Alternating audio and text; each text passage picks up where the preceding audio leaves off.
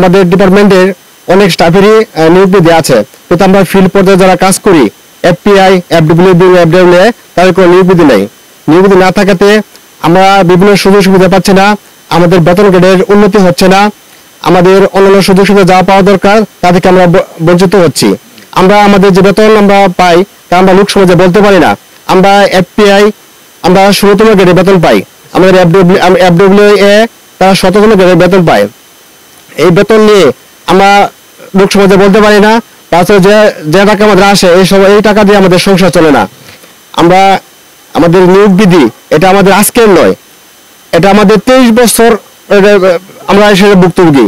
23 বছর আগে থেকে আমরা চেষ্টা করে আসছি, এ পর্যন্ত আমরা অনেক দপ্তরে অনেক মন্ত্রণালয়ে আমাদের দপ্তরে ঘোরাফেরা করেছি, কিন্তু আমাদের দাবি মেনে নেওয়া হয় নাই।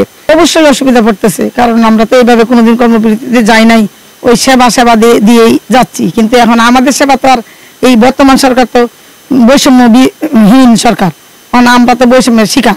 এই জন্য সরকারের কানে যাতে পৌঁছায় এই আজকে এই কর্মবিরতিতে আছি নিজে। যেমন আমাদের ডিপার্টমেন্টে অন্যান্য নিয়োগ বিধি আছে, আমাদের ফিল্ড কর্মচারী অর্থাৎ মাঠ কর্মচারী আমাদের নিয়োগ বিধি নাই। আমাদের পিঠ দেয়ালে টেকে গেছে। এফপিআই, এফডব্লিউ আর এফডব্লিউ এই 3 পদেরই নিয়োগ বিধি নাই, যার জন্য আমাদের পিঠ দেয়ালে টেকে গেছে। আজকে কর্মস্থলতে কর্মবিরতিতে আছি। কেন্দ্রীয় ঘোষণা হওয়া পর্যন্ত আমরা থাকবো, এমনকি পরবর্তী না মেনে নেওয়া পর্যন্ত আমরা আরো কঠিনতর কর্মসূচি পালন করব।